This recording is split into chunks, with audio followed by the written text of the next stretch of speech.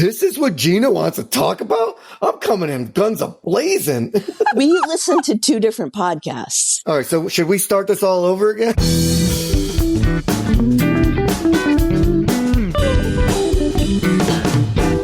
Okay, welcome back to 2.5 Chicks. It's me, Tess, and Monica and Brian. Hi. Hello. That sounded very subdued, Monica. Hello. Okay. Today on 2.5 Chicks, we have brought one of our previous guests back, my sister Gina. Hello. Yay. Gina and I were on a phone call some weeks back, and we end up always talking about deep junk whenever we're on calls together.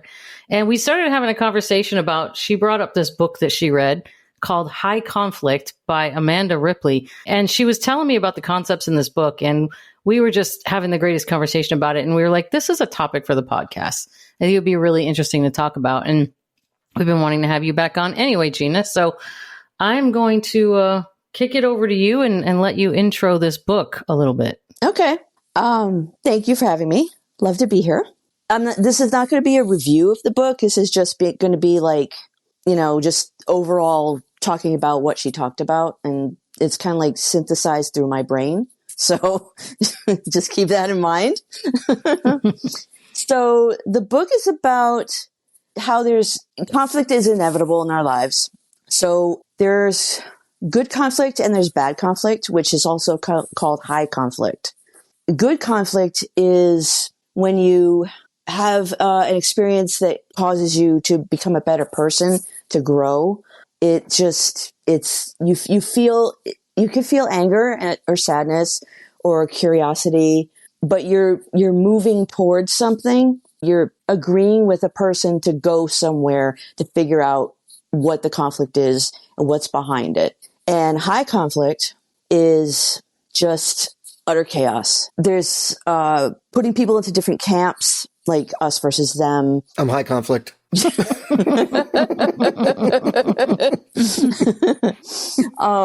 And you feel you're like morally superior to them. You feel you're righteous in your position. I feel like you're validating me right now. So yes, I get it. So She's describing you?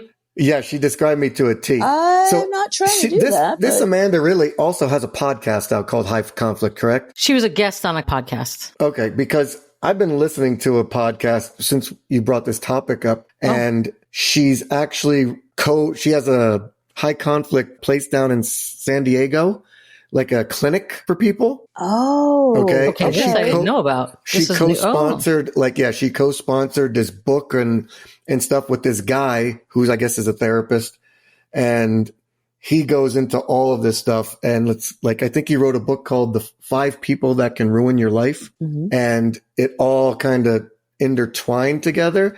And as I was listening to it all, I believed half of it, and then I was discouraged by half of it. So I just wanted to hear what you got out of it. Yeah. So, high conflict, it's the kind of thing that tears people apart, whether they're like friends or partners or strangers, it doesn't matter the relationship. People they're in their camps and they want to stay there because they feel like they're angry about it. They're bitter about it. They feel disgust and contempt towards the other people in the other camp. And, it's not good for connection. And they usually think that the other camp is up to no good. Mm-hmm. Like the reasons that the other camp does what they do are for negative reasons. And they believe that if we start agreeing with the other camp, then something bad's really going to happen or something like that, or everything's going to get lost or something, mm-hmm. right? Like exactly. It's like you're trying to justify your views, what you believe, by negating what the others believe and making it worse to make yourself feel better about what mm-hmm. you believe. It sounds exactly like our Democratic race right now. Well, both sides, really. Both sides, right? Yeah. Exactly. Mm-hmm. Yeah. I'm not saying one or the other. I see what you're saying. Yeah, I see what you're saying. Democratic. Yes, I get it. Yes. Yeah, that's exactly right. It's inside the book jacket. They say when we're baffled by the insanity of the other side in our politics at work or at home, it's because we aren't seeing that the conflict itself has taken over. So there's this concept of you're no longer connecting as people anymore. The whole thing mm-hmm. is about what you're disagreeing about. There's no Yeah. other connection. There's no other relationship. It's just about the conflict, right? And as what you guys wrote, social media has made it like 1,000 times worse. Yeah. Because people get fed all these videos and all these people talking, giving their views and just stirring up the pot, right? Making people angry, feeding into their insecurities, feeding into their fears, feeding into their anger, whatever they're resentful about or something. And it just kind of is just magnified it, you know, on an individual level, like large scale individual level. And it's just, I don't know how we get back from this. I really don't. I agree, Monica, because you don't know who to believe anymore. And now they got AI talking for people. You don't know if it's the real person talking. You don't know if it's the AI talking. It's crazy right now. And I agree with you 100%. How do you come back from this?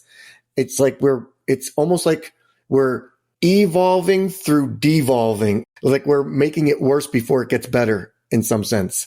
Well, you have to come back from it by realizing it's a problem, number one, and that every person that's as the people that are involved in it, we're the only place where change starts. It has to be individual. Yeah. But I don't know if most people are capable. Because according to this high conflict, we're morally, we're bound to, we want to be right. It's more important to be right than it is to fix a problem. Yeah, we want to feel powerful. Yes.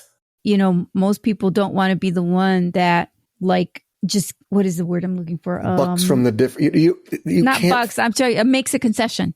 Nobody wants to be the one that makes concessions. You have to always have the upper hand, or you always have to be the one that wins. Well, I think that in the world we live in now, you can't make a concession because social media blasts you. You can lose your job. If you go against the norm, the abnormal, I guess at this point, then people post it. You look like the bad guy. All this stuff happens, you know, repercussions are coming through social media now. Like you could get fired from your job from something you said on social media. So you can't buck this. You can't go against, you can't stand up for it because the world right now is filled with fear. That's why people say what they want, do what they want, get away with what they can. That's just me. Look, I'm talking like a far right now, but no, but being aware of it. I mean, this doesn't have to be it's sad where the world has gotten to, but it doesn't have to stay there. Part of it is if you try to understand people, it doesn't mean that you're abandoning your stance or your values. You're not saying that they're right. And if they try to understand you, they're not saying that you're right. It's just trying to understand the people, see where they're come from, see how they think, how they got to where they are. Getting back to connection. Exactly. It's building. You have to build it back But up. I think a lot of people don't want that connection anymore because they're so angry. I agree. They don't want to have that connection with somebody who thinks differently than them. How many people are even aware that they're falling prey to this whole concept? Yeah, they're not self-aware. Right. Part of the problem is people on Facebook or bots or AI or whatever, they're acting as conflict entrepreneurs, which is something or someone that stirs the pot. They take great pleasure in escalating or egging people on and stuff like that. And because they're like, ooh, you know, this is good now. And that's not a good place to be if you're trying to understand somebody. So try to keep away from those kinds of people if you can. I know it's hard out in the social media sphere, but when you got a bunch of keyboard warriors who will say things on there that they won't say to people's faces too. That's terrible. I think that's what society has done, though. They've made it impossible to say it to someone's face because there's a repercussion to it. You have to be behind the screen. Because I would love to say things to people. I just can't because I want to keep my job. right. Or keep your face from being punched. Right. You know, Exactly. the same thing in our cars. You know, we say stuff, we flip people off. We'd never do that if someone's standing right in front of us, you know, because we get our asses kicked. What you were saying about those conflict entrepreneurs, when Amanda Ripley showed up on the We Can Do Hard Things podcast, she said, right now we're being played. She said, we are being turned against each other as Americans for other people's benefit. Yep. We're puppets. They're feeding. Look at the food we eat. Right. We're being fed all of these horribly steroided, chemical induced foods right now. Right. just to make us sick. Because like a big pharma's involved, all this, everybody's involved, right? That's why there's so big deal right now. See, everybody exercises, so many, trainers, food consultants, everything, right? They're trying to get you back to a world that I don't even know if we can get to unless you can sustain your own vegetables and grow your own meat if you ate meat, right?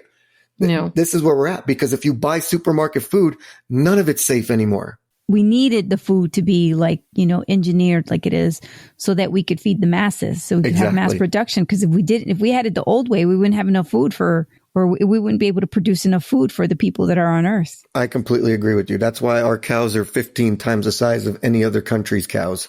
Well, that's a whole other topic you guys are getting into. Holy moly. Yeah. Okay. Let's go back to conflict now, right? Let's go back to the hot topic. Well, I mean, Gina, should we talk a little bit about, like what you can do about it? Like what we can, because it's a pretty sad idea, right? This whole idea that people are succumbing to this state of high conflict, right? So let's talk a little bit about what you can do about it. Okay. I just want to say firstly that I think that by practicing it interpersonally with like people in your life, not out in the world, I think we can both get stronger in doing it ourselves and show other people, and then they can practice doing it and it can spread that way. Does that make sense? It makes perfect sense. But here's my concern with that. Outside of my family, I don't like people enough to try to correct the conflict. Like there's people like I'll work with or something. I'm like, I don't even want to be that nice.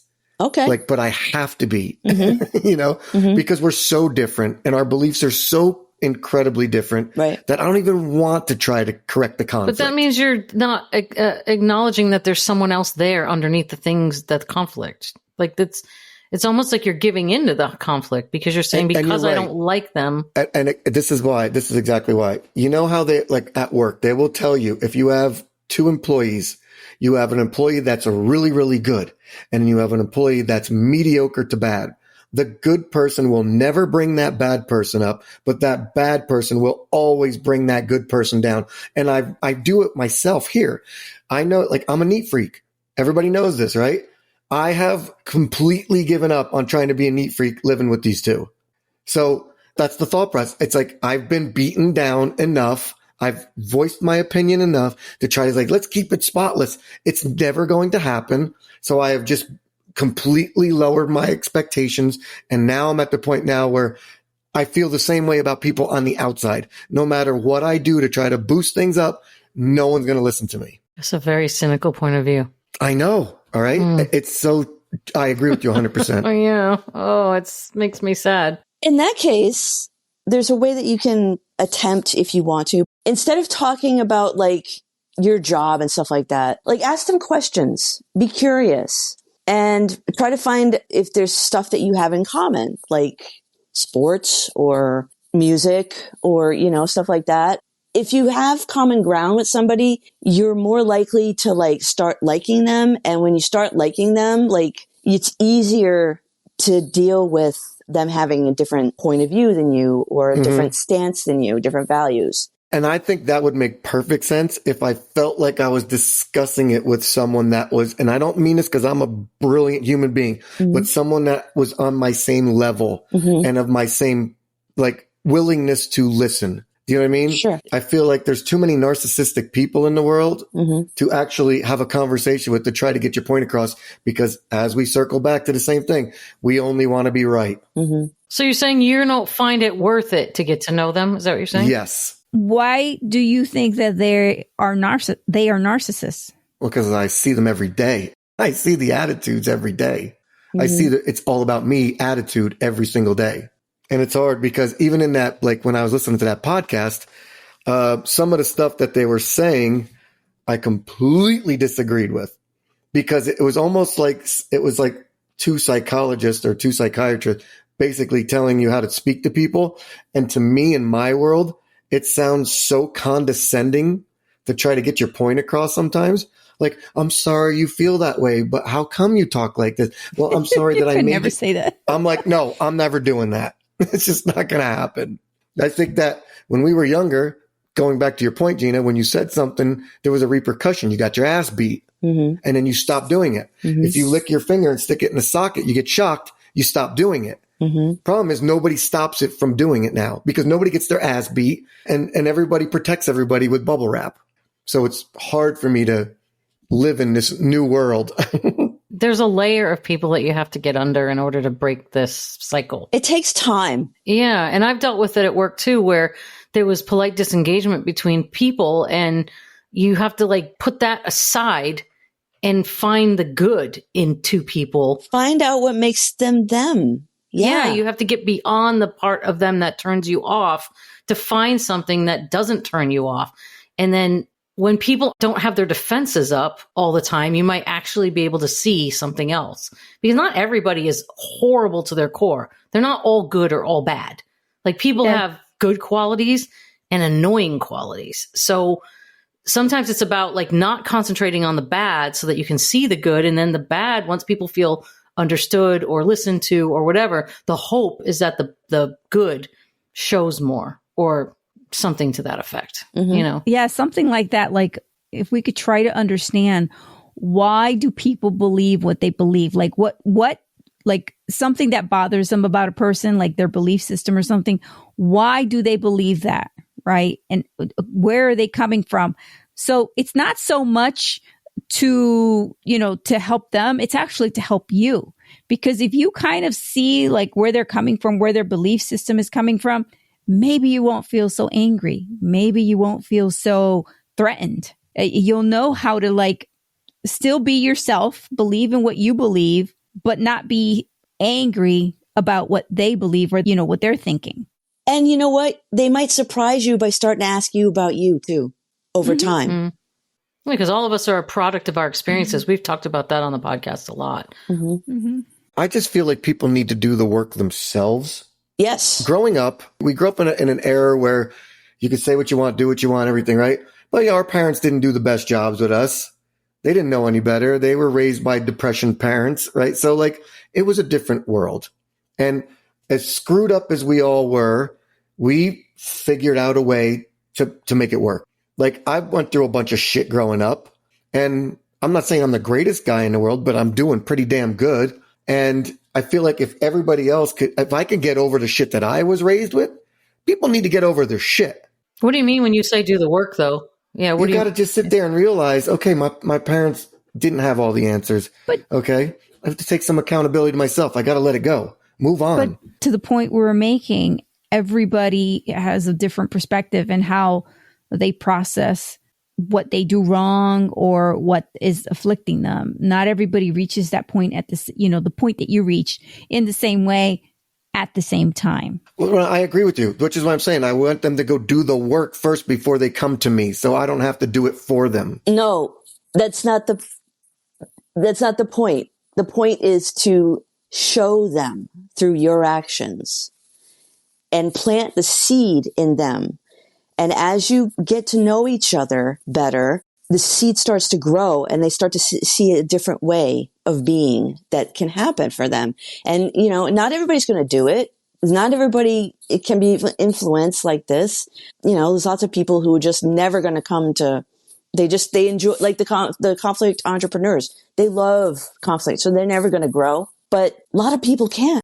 Well, they said that in the podcast too. They also said like this conflict, some people enjoy it. Like we talked about, Tess. Yes. There's an enjoyment behind it because it's not, I'm talking, when I say arousal, I don't mean sexually, but it boosts, it's a rush and you get off on it and then you deal with the repercussions of that, obviously, but still it's something that, and I think that's why I said, I'm a high conflict person. I don't mind it. We were talking about people who just respond like the nastiest thing on social media that they wouldn't say to somebody's face. And I think that's one of the reasons they do it. It's like an out for them. They, they have all this inside of them and they write it out and it's like, oh, okay, I feel better because I dissed somebody on the internet that I don't know and doesn't know me. I got out my pent up anger. But there's a repercussion to that. They talked with Amanda was a guest star on this other podcast, We Can Do Hard Things. They talk about humiliating someone and how nothing good can come from humiliating somebody else. But I think that if you're on social media, and sorry, you put yourself out there, you got to be putting yourself out there for pluses and minuses. You're saying when you put your opinions out there, some people are going to agree, some people are going to disagree? Yes. And you're going to have to deal with that. If you can't deal with that, then don't put yourself on social media. True. But there are ways to word things that are tactful, but still get your point across. But people are just way too quick to like insult people and denigrate people and humiliate people to bring it back. Right. And, humiliation is not going to score points at all.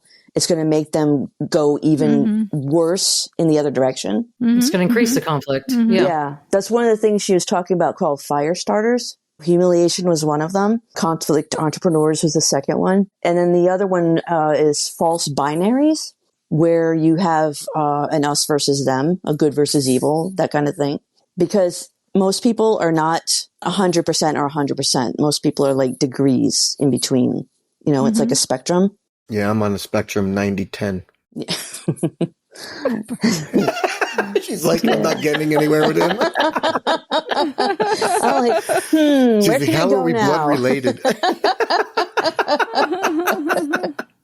This is just me, G. This is just me. We're not here to convince anyone to be anything. We're just talking about it as a concept. That's right. And so that's the thing. I think like if you're willing to, like that stuff you said that you would never speak like that. I speak like that at work all the time to people, like all the time, because I feel if you get into somebody like beyond the essence of why they're upset, you can break real ground. So it's like, it's just a matter of preference. Like you probably are like, I'm not your therapist. I'm not doing this. That's how I am. I'm not your therapist. But for me, that's more of a fit for me. Like I realize like if I have a guy at work that's, having a hard time and two people are fighting or they're not listening to me, if I stop and get curious and listen to them, I break new ground and I solve a problem that I don't want under my umbrella at work. So I just prefer to do it because it makes everything more peaceful. It makes people work better. It makes, And it makes it better for you in the end. It makes it better for me. It makes it better for them. Like we just have more happy people that are happier, more productive. It's like, it's just better all around. But that's just a work thing. That's not even like life is even more important than a work situation. See, if I hear people doing that at work, I point right to the HR department and said, go talk to HR. Yeah. I want to deal with you. Go. I don't want my stuff going to HR. I don't. I'm like, go. Just go. Say what you got to say to HR. Don't say it to me.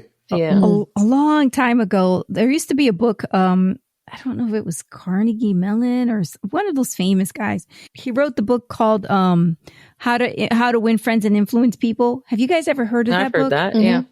I read a good chunk of it.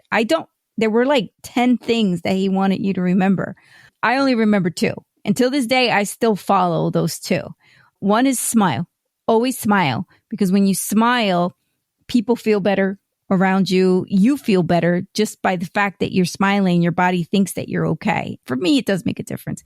But the number one thing that always stayed with me from that book was he said that when somebody does something wrong, the worst thing you could do to make them understand what they did wrong is to attack them about it. When you attack somebody, when you think something is wrong, all you're going to get is a defensive position. And they're 100%. Going to think they become the victim because you're attacking them. You're never going to get them to understand what they did wrong by attacking them. So the best way to get a person to understand why they did something wrong is to figure out in your head, why is it that what they did wrong is eventually going to hurt them? Like, how is it going to affect them? Because we're all self-centered, right? So if you can find a way to tell a person when they do something wrong, how is this bad for you, for me, for everyone, then they are more likely to understand why, maybe not so much wrong, but why what they're thinking may not be good. Yeah, the effect of what they're thinking. And they're probably going to be more likely to change how they're acting, unless they're like, they're stubborn or something. You can't get 100%. That means they have to be mature enough to know they did something wrong, which the world doesn't know anymore. But that's the point. As long as you don't you leave the focus on their behavior, not yours, right? Monica, that's what you're saying. Like the minute you attack them, it now becomes about your behavior and It's not about their behavior anymore. That they become the victim. Once you start attacking them, whether they know they're wrong or right, once you start attacking them, they feel like they are the victim. And then I get it. All the reasoning you're trying to give them is out the door. It's the same concept as when you're arguing with someone, you start name calling. Now you lost the argument. It's similar. Exactly. You started name calling. You lose. Mm-hmm. Right. And one of the things in the podcast that they said was, and I completely disagree with it, but they said when you're having conflict with your partner or something, never say, don't you see what you're doing? And I'm like, you have to say, don't you see? Because if you're that blind to what you're doing, then maybe you just need to leave. Well, maybe you think they're blind, but maybe they're seeing it another way. That's to Gina's point. Maybe they're just seeing it a different way, not that they're blind.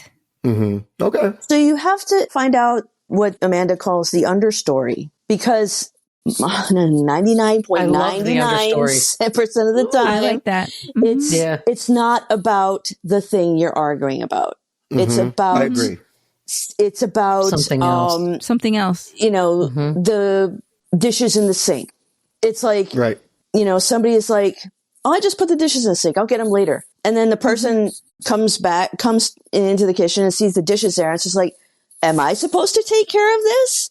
Don't you respect my time? Yeah. What about that? It's like people see it from their own point of view, but you have to calmly pause and ask questions and say, this is how I see it. How do you see it? Right. That's a good point, G, but here's my question.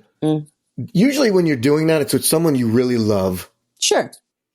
So how do you find that much love for someone outside of the house? You don't have to love them. You just have to respect them. No, human to human. That there's two sides. They're a human being. Yeah. Yeah, but there's a lot of them I just don't respect. Yet. So I don't want to know the understory. Yet. Or anymore. Okay, or anymore, right?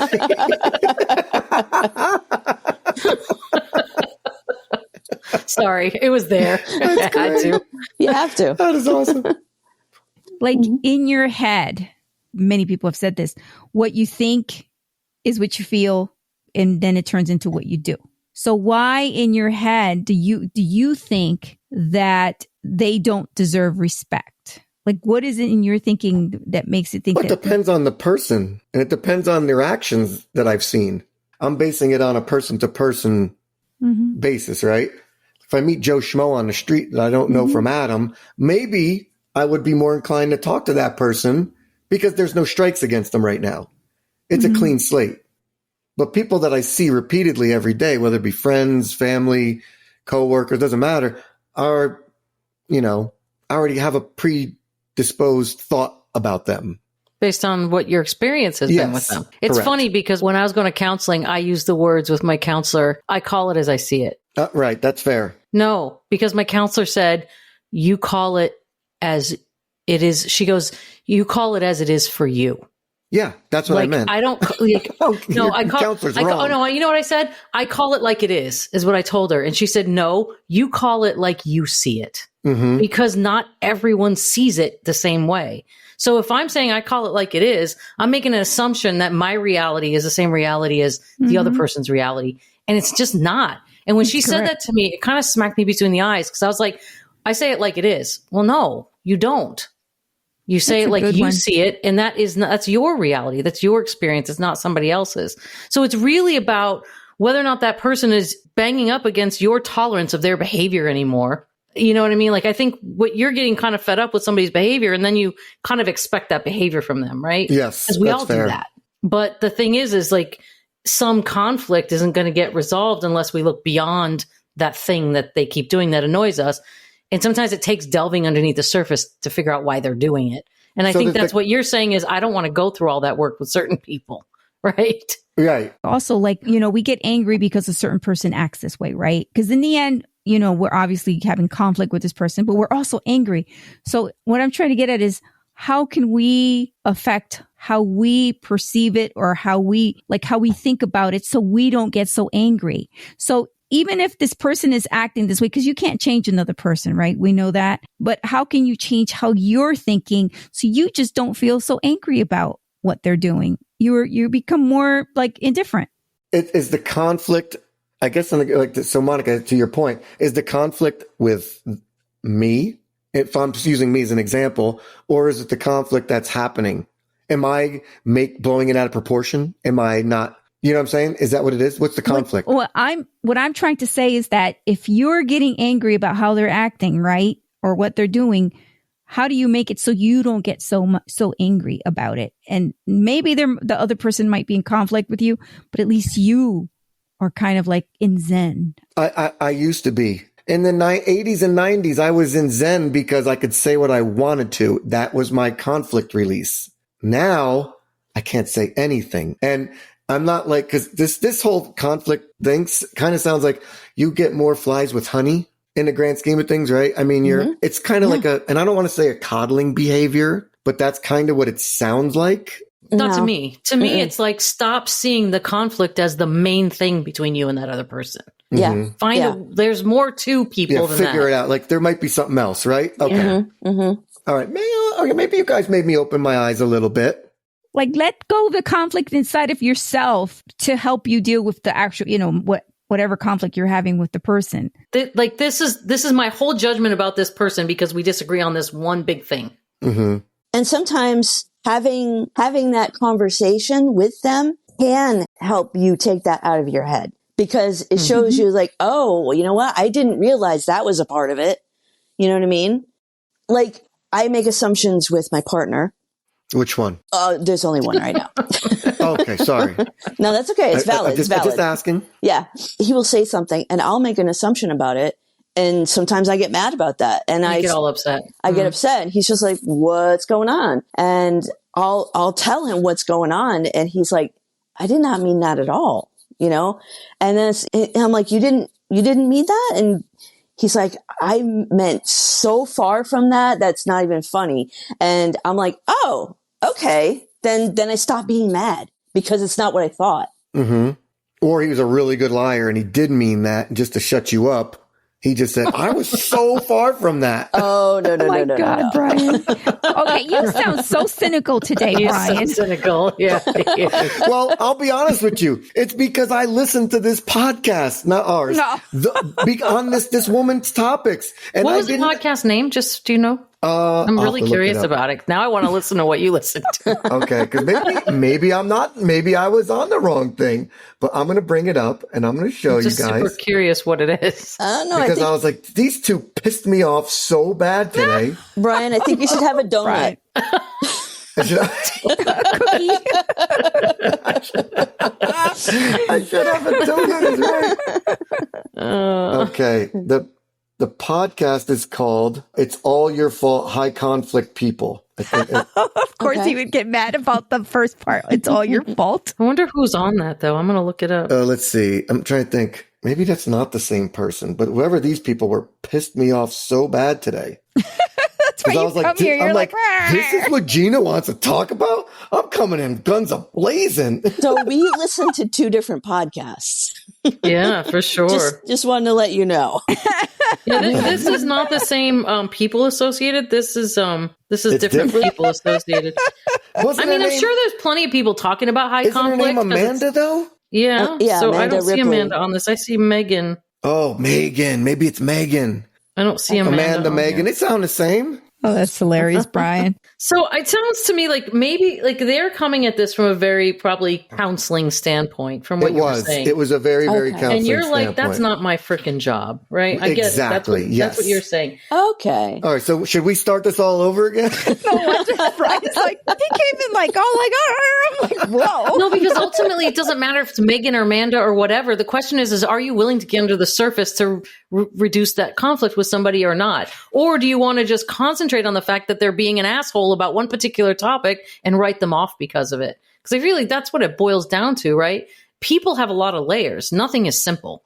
Mm-hmm. And so the question is do we want to give in to this high conflict that's dividing people across the nation for multiple reasons, whether it be politics, religion, sexual orientation, whatever the big high topics are? Mm-hmm. Or do we want to understand what's happening to us and stop it from happening because it's fucking tragedy? Right. On that same topic, there are certain people that I don't want to know their story. And I'm not in a bad way, but I'm tired of hearing about it kind of way. Because they're telling the same goddamn story over and over. Yes. If you want to change genders, change genders. I don't give a fuck. Be what you want to be. I don't care. But stop throwing it in my face. People who do not feel heard shut down or shout louder. That's what they said. I don't know if Amanda said it or one of the other people on the podcast, Gina, but they said that on the podcast. They said people who do not feel heard shut down or shout louder. So I hear shout louder all the time. Right. I get that's the world we're living in. I get it. Everyone's a victim and that's the world we're living in. I totally get that. But I think that there's not a ton of curiosity going on in communications today. Right. I agree. I'll use this as an example. And I understand it's Instagram, it's TikTok. I get it.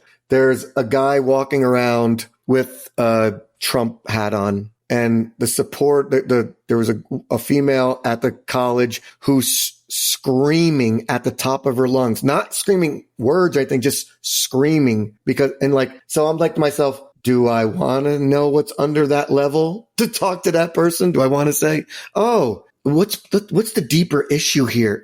I'm like, no. Yeah, there's extremists all over the place. My niece walked down the road with a rainbow on her backpack and got accosted and yelled at by a freaking religious woman. So it's like it's happening on all sides. Right. It's like Agreed. people are just being fucking nuts. And people are and being you know nuts. the sad thing is the screamers are the most extremists. There's so many people that have views on both sides. Yeah, but they're not the They ones just want to be in peace. loud. They don't want to be fighting with anybody. Right. Yeah. I live with a far left.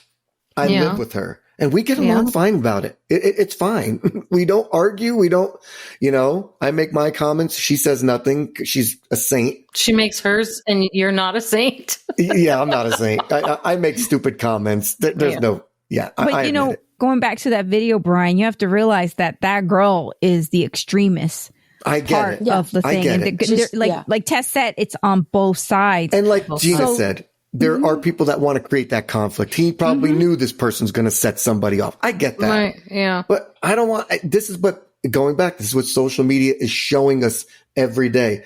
And I can stop watching. Absolutely. Yeah, because when you see stuff like that, you're going to say, "Oh my God, everyone who's a supporter is that much of a Yes. everyone that's this is that much of a that." And Yes, 100%. because this is the food we're feeding ourselves, right? Yeah. But actually, there's degrees in which you have things in common with people that you don't think you do. Like sometimes you have 50% in common with a person on the other side. And sometimes you have 90%, or sometimes you have 10%, or sometimes you have 0%. And then you don't even bother with the 0% because they're not even going to be receptive. You know what I mean? Right. I guess, how do you find out who's the receptive ones? You got to ask them questions. By talking to them. Yeah. And some people are just not going to be worth your time, period. I mean, there's not. That's true. I mean, you're 100% right about that. But you have to get in there in order to find out. I mean, ultimately, you're going to make all of us, we're going to make the decision we want to make for ourselves. I think it's just being aware of just how insane and dangerous and unhealthy this high conflict state is, where you're literally just judging people for something you don't agree with. It's whole groups of people for something you don't agree with, without understanding why they agree or don't agree with it, Right. So is high conflict going to be the new emotional intelligence? Because remember back a couple of years back, it was emotional intelligence was the new thing. Is high conflict going to be the new thing? Probably part of it, really. Yeah. I mean, if you can get your way through conflict without getting into high conflict, if you can keep it the good kind of conflict, then you have emotional intelligence, really. I'm dumb as fuck then. Well, emotional intelligence is the capacity to be aware of, control, and express one's emotions and to handle an interpersonal relationship judiciously and empathetically. So I think that's part of it. It's part of it. Mm-hmm. It's a skill that if you want to develop it, you can develop it. But you have to choose to do that. And that's the part where a lot of people get stuck. Some people do not want to do that. Mm-hmm. Yeah. Very true. I wouldn't mind trying it. Now that I know I was listening to the wrong podcast. Yeah, no, that's hilarious. You can just sit there, Brian. What is it? What was it? The Seinfeld thing? Serenity now! Serenity now! Mr. Costanza. Yeah, we say that a lot around here. Shall we go through and see like what we can do if we find ourselves in a conflict? Sure. Sure, yes. Okay. So let's say you're arguing with somebody and it starts to get heated. What you need to do is pause because, it's going to escalate because everybody's going to get all defensive, as we know. So you pause the conflict and you say, I need to go for a walk or something, and you calm down and you breathe. You distract your brain. And you come back like 30 minutes later and you keep those fire starter things in mind. Like, don't humiliate anybody. Don't, do like a false binary and like, I'm right and you're wrong and all that stuff. Look for the understory, ask questions and be curious and be like more like a detective and not a judge is what Amanda said. Cause kind of like, what made you think that was going to be something that I wanted to hear, instead of like, you said this, it made me mad. You know what I mean? It's like, ask a question and see what their line of thinking was before you go off on them. Okay, so let's look at the opposite side of this. If she said to me, what makes you think that I would want to hear that? Mm-hmm. I would be so defensive about that question. Even if she's saying it calmly and curiously? Because it feels like the most condescending question in the world. You know why I said it. Maybe she doesn't. But you have to be clear. It depends on maybe what the argument is. But what if you're not arguing at all? What if you're just talking and you say something that hurts someone's feelings and they want to dig in and understand it rather than assuming it's a bad thing? I'd have to think about that. Sometimes people just need to understand what you meant by something so that they don't take it badly. Well, normally if I said something bad, I probably meant it. So yeah, based on your stories, I'm inclined to understand that. Yeah. I mean, I never name call. I'm not a name caller, but like I will say like, I don't know why you would even think to do that.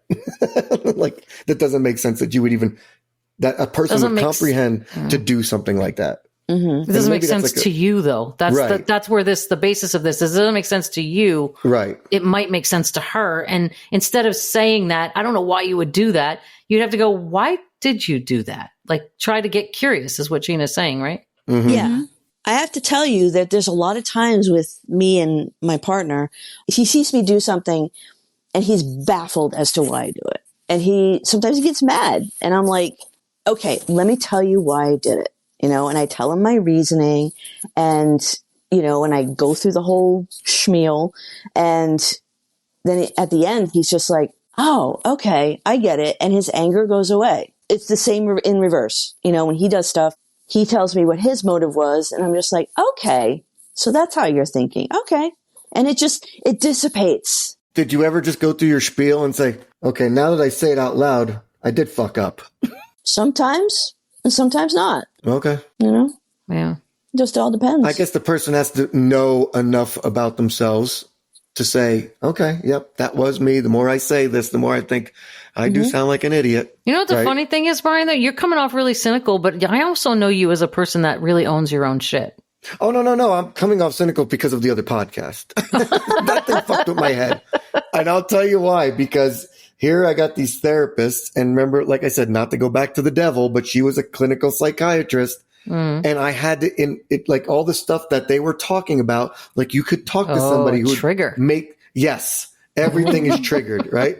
So I got triggered because everything they were saying, I was like, that's that crazy that person was. I'm not going to try to kowtow to somebody who's nuts and trying to manipulate the situations and stuff like that. Fuck that. And now you're talking about something completely different. So this is, like I said, I listened to the wrong podcast. That's hilarious. That's funny. Because I'm not opposed to doing what Gina's talking about. Oh, like, good. You're right, Tess. One of the things that you said earlier really struck a nerve when you say, was it the uncovering, the underlying thing? You're right. That probably is the best part.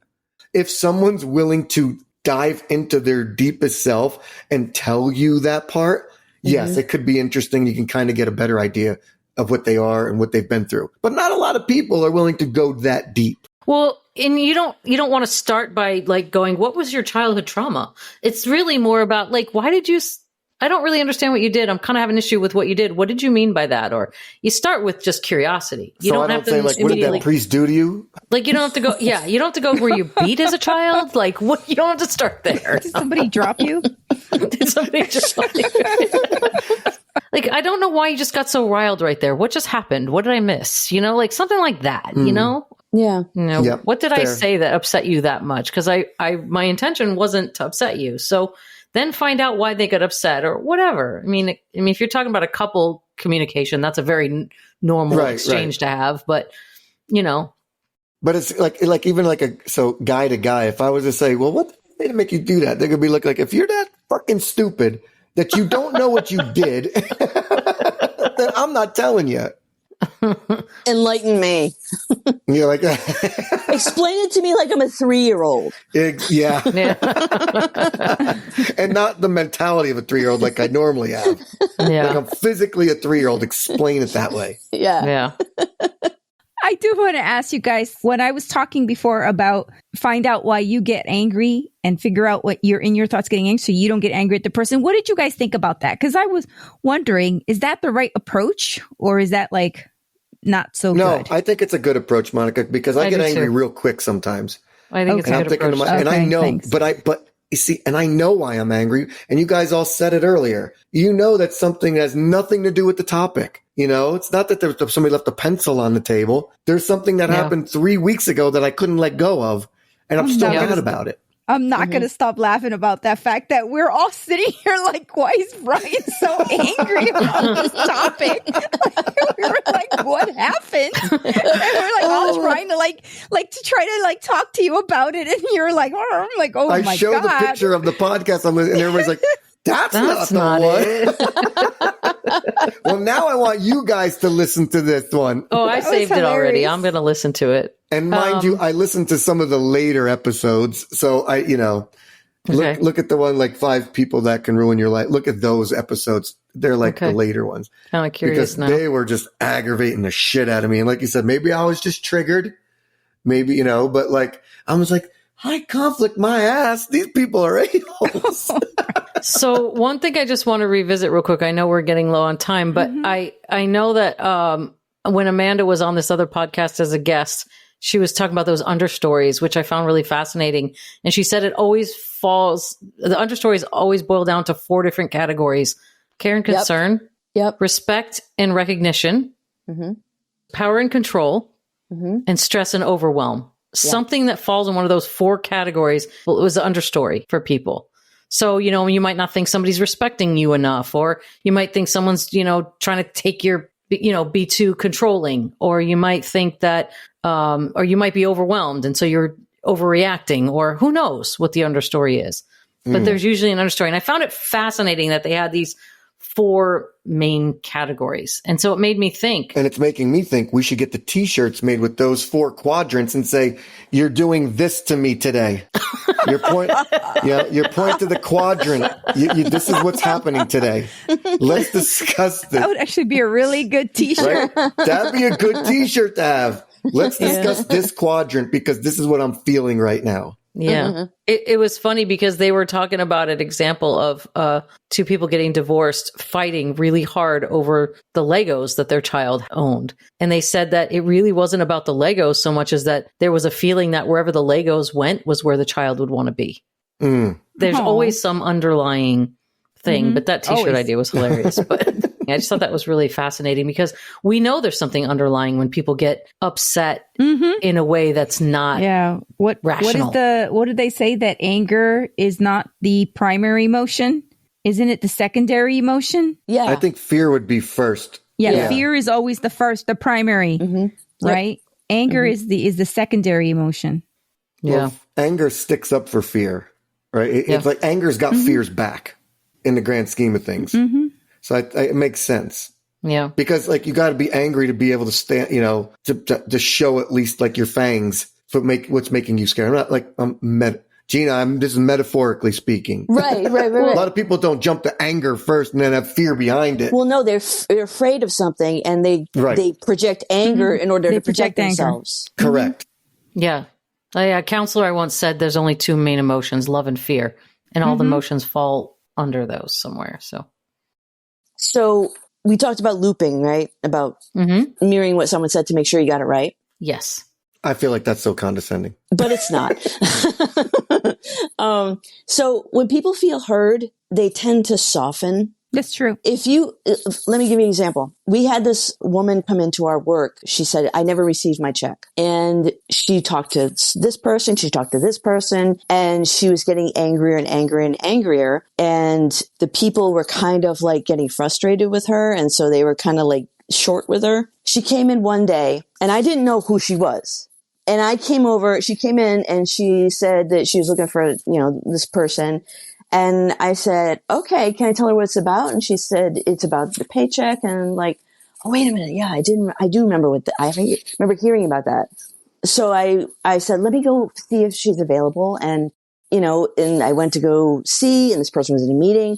And I said, you know what? She's in a meeting. Can I take down your phone number and your name and all that stuff? I was just very polite to her and very nice to her.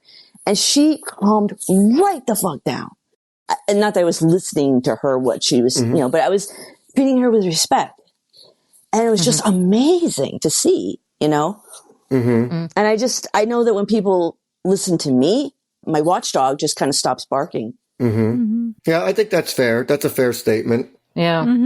But then the problem occurs is if you go home sick and you didn't give that phone number, you didn't get and her check never got sent to her, she comes back into the office the next day and comes looking for you. Well, ultimately, what happens after that is not on you, but yeah. Brian, we're calling She's you like, Mr. Cynic today. Yeah.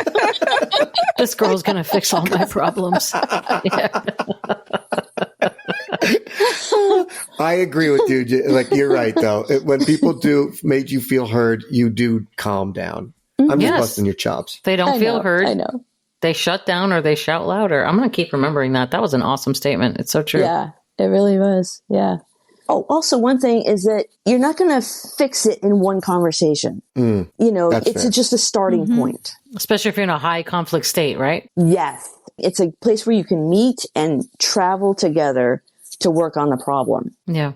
You know what I mean? That's fair. And reconnect with people. On something besides the issue that you can't get past. Yeah. Yeah. Yeah, you're right. You might talk yourself into something completely different. Yeah. I just hope that's positive. It's positive. Yes. You can make it positive. Unless you thrive on the conflict, then you won't keep it positive. You're a conflict entrepreneur.